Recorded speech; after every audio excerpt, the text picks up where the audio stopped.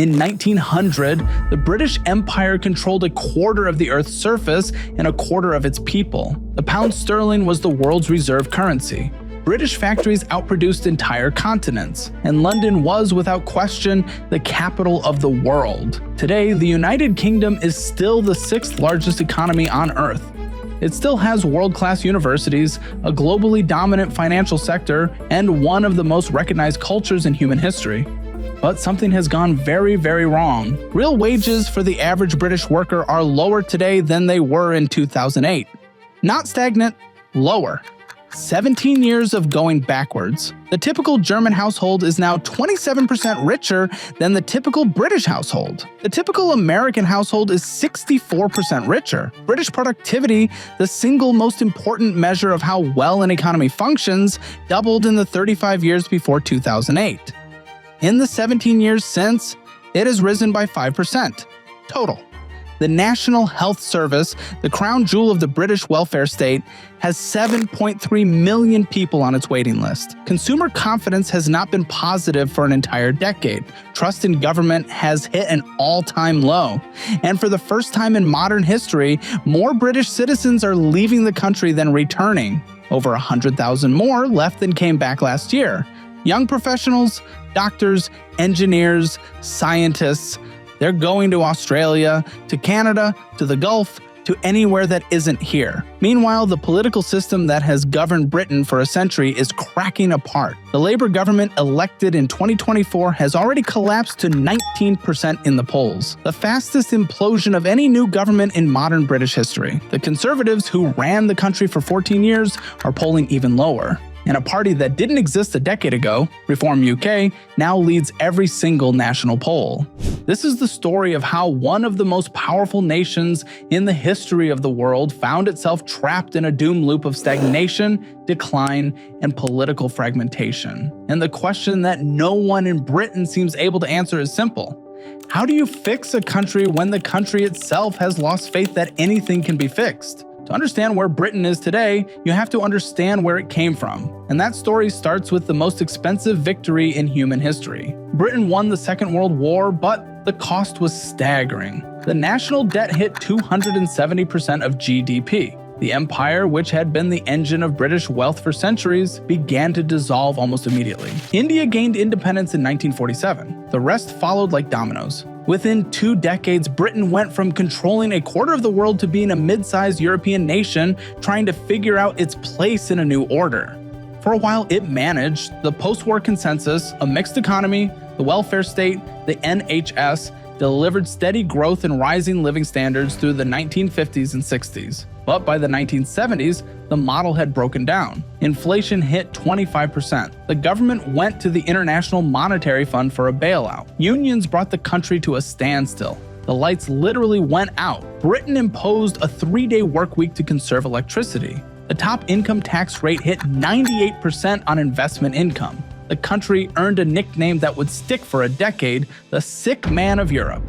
Then came Margaret Thatcher. Love her or hate her, and the British public does both with extraordinary passion, the Thatcher Revolution fundamentally reshaped the economy. She broke the unions, privatized state industries, deregulated financial markets, and cut taxes. Manufacturing communities were devastated.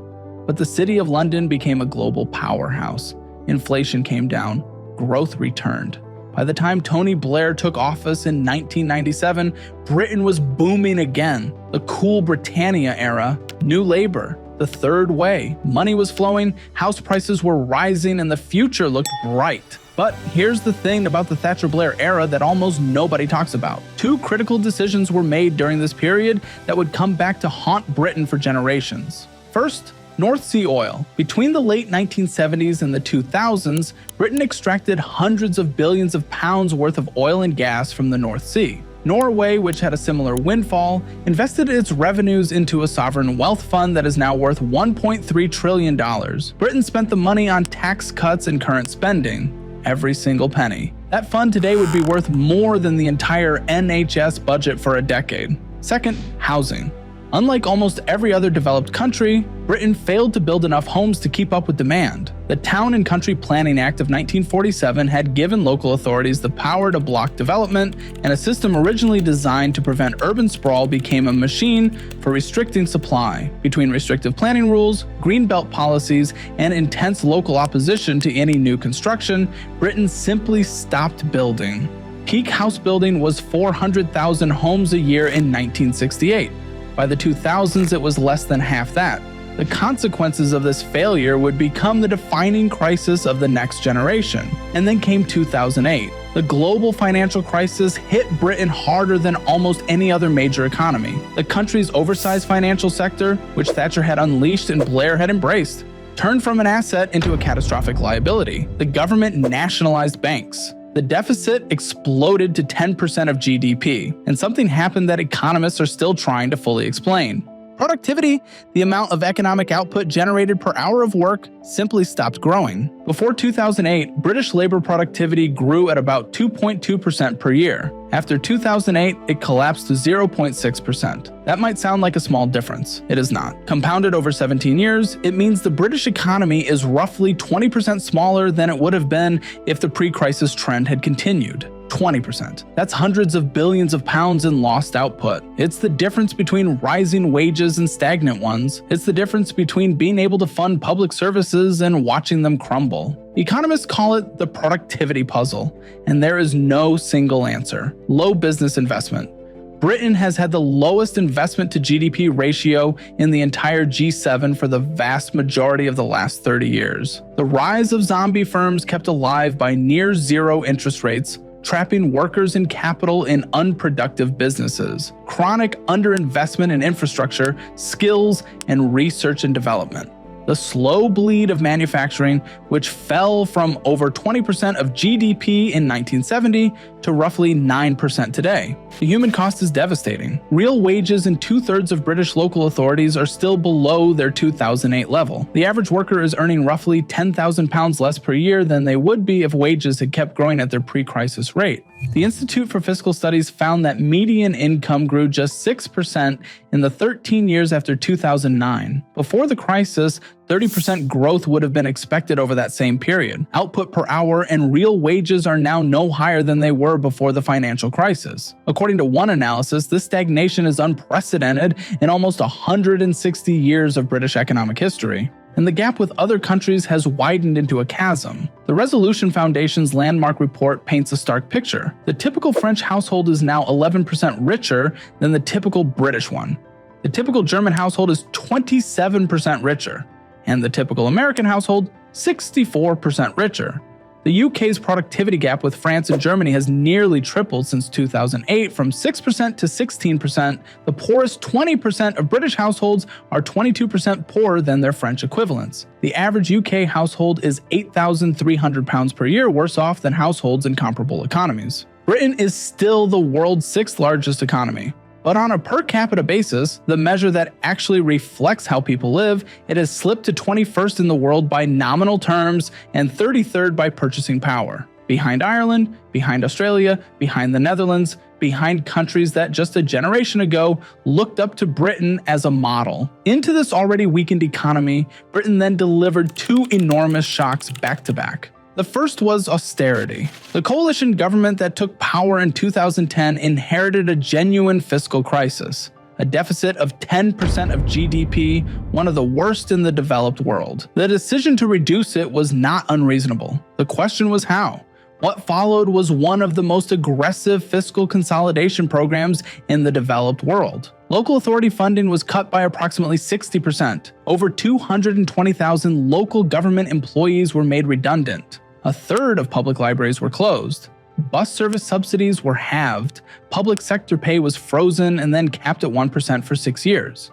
Sure Start centers and youth services saw their funding cut by nearly 70%. These were the preventative early intervention services that every piece of evidence says deliver the highest long-term returns. In fairness, the deficit did come down. Unemployment fell. The private sector created millions of jobs. Britain avoided the sovereign debt crises that devastated Greece and Portugal. But the cuts fell hardest on the poorest communities and on precisely the kind of investment. infrastructure, education, preventative health that drives long-term growth. The NHS entered the pandemic critically understaffed and underfunded. The political choice to protect current consumption, pensions, the NHS headline budget, while slashing investment in the future, left Britain with a depleted capital stock.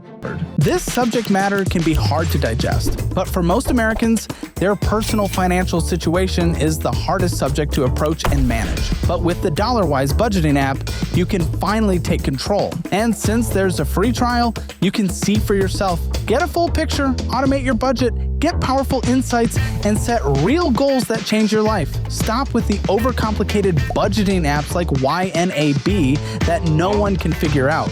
No more being told what to do with Ramsey's Every Dollar. End up being sold a mortgage with Rocket Money, and don't let private equity own you with Monarch. Take the change you need with a budgeting app that was built for people like you, by people like you. Go to dollarwise.app or click the link below to start your free trial. The UK went from attracting 25% of European foreign direct investment to under 16%. Tens of thousands of financial services jobs relocated to EU cities. And here's the part that makes the political situation so combustible. Public opinion has shifted decisively.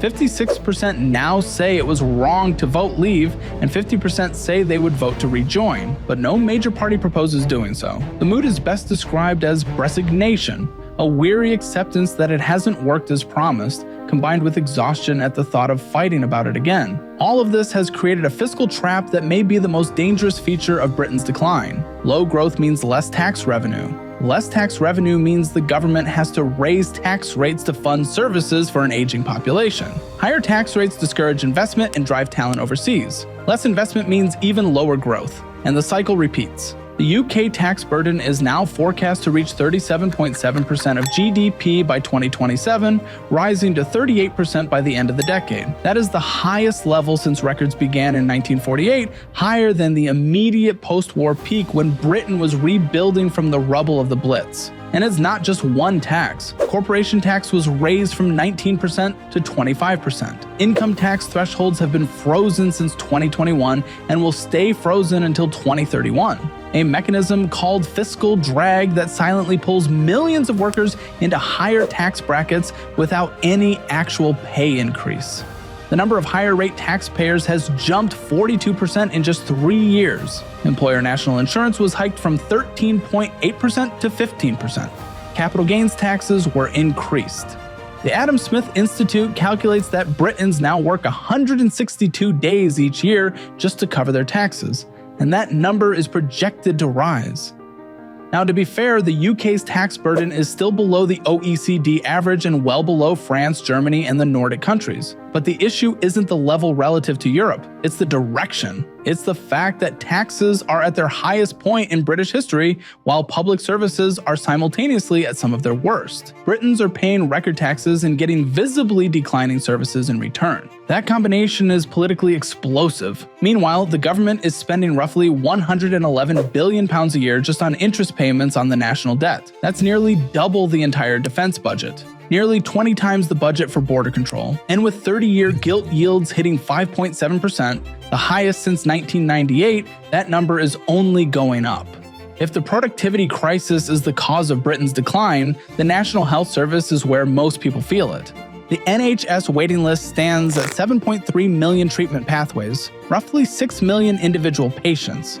That means approximately 1 in every 9 people in England is waiting for medical treatment. Before the pandemic, the number was 4.4 million. The constitutional target says 92% of patients should be seen within 18 weeks. The actual figure? Around 62%. In December 2025, 40% of patients in accident and emergency departments waited over 4 hours. Over 50,000 patients waited more than 12 hours for emergency admission. 22 times the number in December 2019. And behind the waiting list is a system that was under-resourced long before COVID arrived. The UK has just 2.4 hospital beds per 1,000 people. The OECD average is 4.6. Germany has 7.8. Britain has fewer CT scanners, fewer MRI machines, and fewer doctors per capita than almost any comparable country. The health outcomes tell the real story. British life expectancy stalled around 2011 and has barely improved since. If pre-2011 trends had continued, men would be living 3.6 years longer and women 2.6 years longer than they actually are today. The UK has the highest rate of avoidable mortality among comparable high-income nations, 60% higher than Japan, Sweden, and Australia. 5-year colon cancer survival is the lowest of 18 comparator countries. Infant mortality is roughly double Nordic rates. And then there's the crisis hiding behind the crisis. Approximately 2.8 million British people of working age are out of the labor force entirely due to long-term sickness. That's 7% of the working age population. The number has risen by 35% since the pandemic. Over half report depression or anxiety. More than 300,000 people are dropping out of the workforce every year due to illness. The estimated cost to the economy is at least £130 billion annually. Britain has quite literally become the sick man of the G7. For younger Britons, the housing crisis is the crisis. It's where all the abstract economic data becomes personal. The average house in England now costs 7.7 times the average salary. In the 1990s, it was 4 times. Average UK house prices exceed £280,000 against median full-time earnings of roughly $37,000. In London, the ratio is even more extreme. Home ownership among 25 to 34-year-olds has collapsed from 59% in the year 2000 to 39%. For middle-income young adults in that age group, the rate fell from 65% to just 27%. Over a third of first-time buyers now rely on financial help from their parents, with the so-called Bank of Mum and Dad gifting nearly £9 billion in a single year, effectively making it the 10th largest mortgage lender in the country. Home ownership in Britain is no longer a marker of hard work. It's increasingly a marker of inheritance. The cause is chronic undersupply. England delivered about 208,000 new homes last year against a government-assessed need of 370,000. The last time Britain built 300,000 homes in a single year was 1977. The Center for Cities estimates England is now 4 million homes short of what it needs. The planning system is widely identified as the binding constraint. The 1947 Town and Country Planning Act gave local authorities effective veto power over development. Greenbelt land covers nearly 13% of England and functions as a near-absolute block on building around major cities, regardless of whether the land has any actual ecological value. Productive cities like Cambridge and Oxford are strangled by these restrictions, making housing unaffordable for the very researchers and workers who drive innovation. And the cost of this failure ripples through everything. High housing costs suppress disposable income. They reduce labor mobility.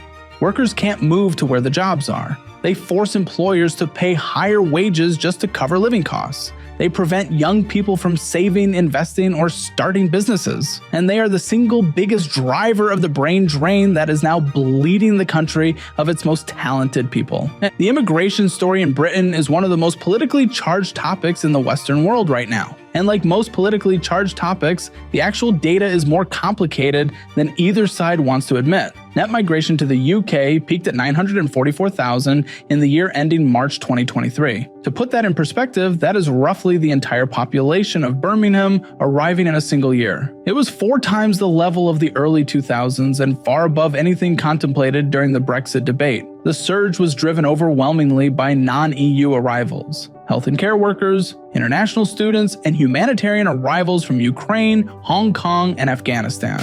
Here is the irony that makes the political class squirm. This record-breaking surge happened after Brexit, not before it. When EU free movement ended, the government opened new visa routes that attracted far more people than anyone expected. The system designed to take back control produced the largest immigration wave in British history. The subsequent crackdown has been dramatic.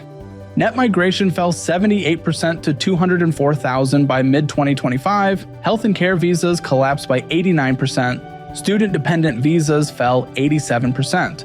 Both conservative and Labour governments tightened the rules aggressively in response to public pressure. The economic evidence on immigration is genuinely nuanced. High-skilled immigrants are clearly net positive for the economy. The government's own fiscal watchdog estimates that an average earning migrant contributes roughly £500,000 more in taxes than they receive in services over a lifetime. 17% of all NHS staff, 27% of nurses, and half of all hospital doctors receive their primary qualifications abroad. The health service would collapse without immigrants. That is not an opinion. It is an arithmetic fact. But at the scale seen in 2022 and 2023, immigration created enormous pressure on housing, public services, and wages at the bottom of the distribution. Academic research shows small but real negative effects on wages for semi-skilled and unskilled workers. Government analysis estimated that immigration-driven population growth drove up house prices by 21% between 1991 and 2016. In communities where services were already stretched thin, the strain was visible and real. Dismissing those concerns as mere prejudice is both wrong and politically stupid. Immigration is now the #1 public concern in Britain, with 46% of voters naming it as a top issue. It is the single biggest driver of Reform UK's surge in the polls. And the political establishment's failure to manage it honestly, promising control while delivering record numbers, has done more to destroy public trust than perhaps any other single issue. But while the immigration debate consumes the headlines, there is another migration story that may matter even more in the long run, and it is one that almost nobody is talking about. British people are leaving. 252,000 British nationals emigrated in the year ending June 2025. Net British migration was negative 109,000, meaning over 100,000 more Britons left than came back. 70% of those leaving are between 16 and 34 years old, young, educated, exactly the people a stagnating economy cannot afford to lose. Over 10,000 doctors applied for certificates to work overseas in 2024 alone, a new record. Nearly 5,000 internationally trained doctors left UK practice, a 26% increase from the prior year. A quarter of UK STEM employers report losing talent to overseas roles. 13% of STEM professionals are actively planning to leave the country. And it's not just professionals. A net 10,800 millionaires left Britain in 2024, a 157% increase from the year before. Projections suggest 16,500 will leave in 2025. The UK is now losing more wealthy residents than any other country on Earth.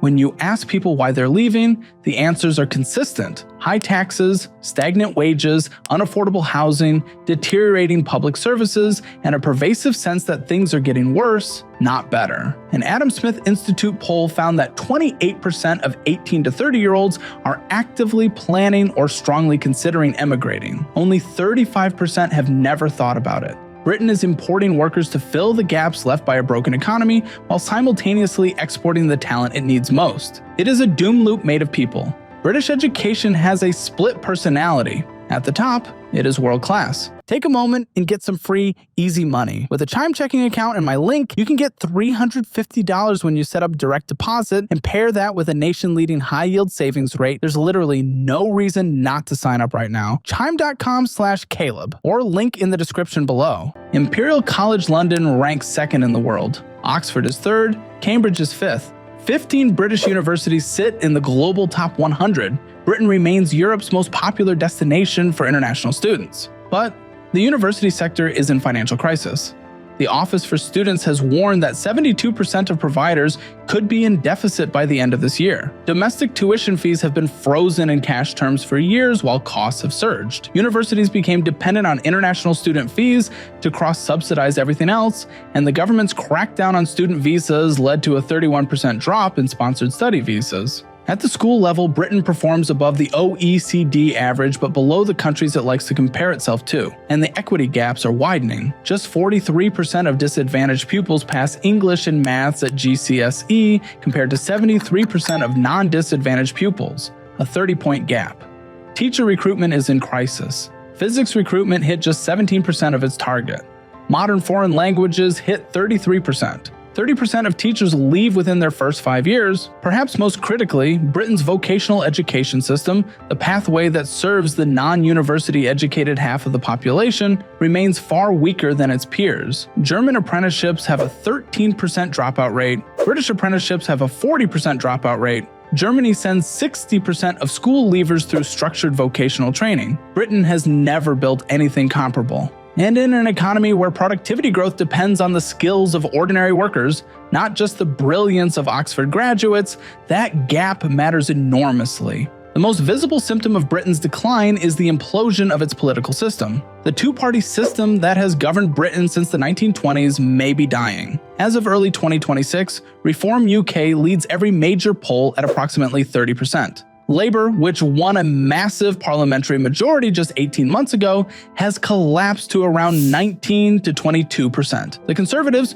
who governed for 14 years, are at 18 to 19%. A projection by More in Common estimates that if an election were held today, Reform UK would win 381 seats, a majority of 112. Labour would collapse to 85 seats. The Conservatives would fall to 70. That would be the most dramatic realignment in British political history in over a century. Labour's collapse is staggering. Keir Starmer's approval rating sits at -62, the lowest for any prime minister at this stage of their premiership in nearly 50 years of polling. His chancellor, Rachel Reeves, has even worse numbers. The government has already lost nearly half of the voters who supported it in 2024. And this is a government that won 411 seats just 18 months ago. 411. It is the fastest evaporation of political support in modern British democracy. What killed the honeymoon? Starmer's first budget raised £40 billion in new taxes. It hiked employer national insurance, increasing the cost of hiring. It contained no measures that the fiscal watchdog judged would have a material effect on growth.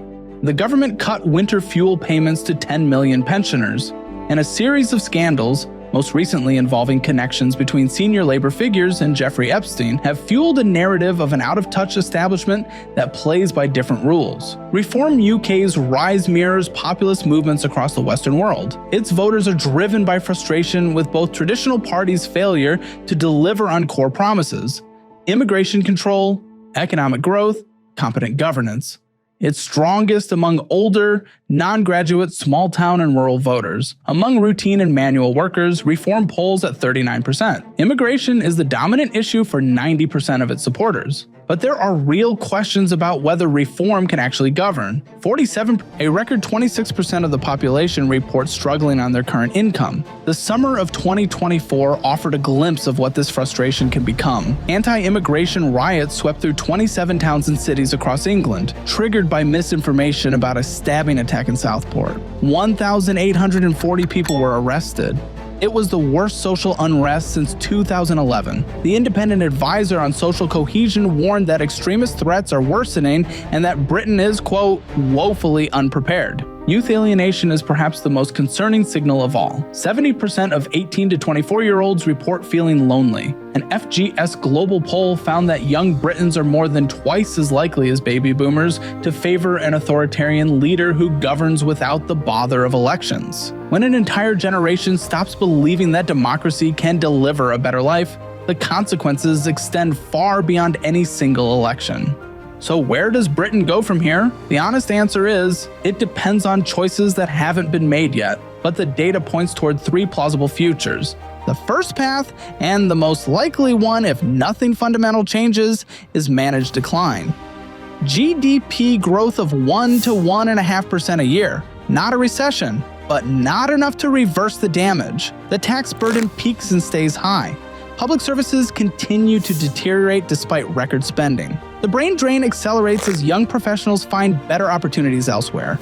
Net migration rebounds as the economy still needs workers it can't produce domestically. Political fragmentation deepens. The Office for Budget Responsibility warns that on current policy settings, debt could reach 270% of GDP by the 2070s. Goldman Sachs projects Britain being overtaken in economic size by Indonesia, Nigeria, and Pakistan by 2075. In this scenario, Britain becomes what some economists have already started calling a museum economy, rich in history, culture, and institutional prestige, but economically stagnant, with a fraying social fabric and a growing gap between the London elite and everyone else. The second path requires something that British politics has consistently failed to deliver: sustained, radical, structural reform across multiple governments over multiple decades. The reform agenda commands near-universal agreement among economists, even if the political will does not exist. Liberalize the planning system to unleash a housing boom.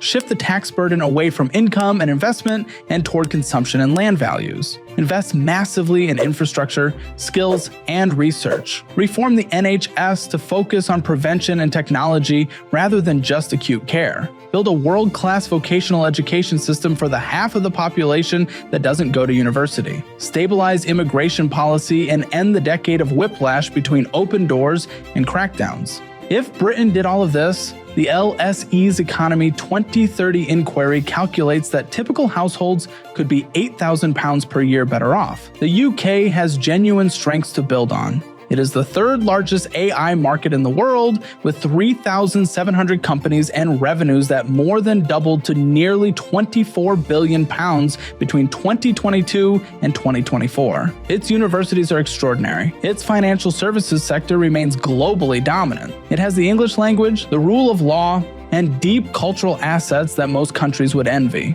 The problem is that every single one of those reforms has a powerful constituency opposed to it. Homeowners oppose planning reform. The elderly oppose pension reform. Public sector unions oppose efficiency drives.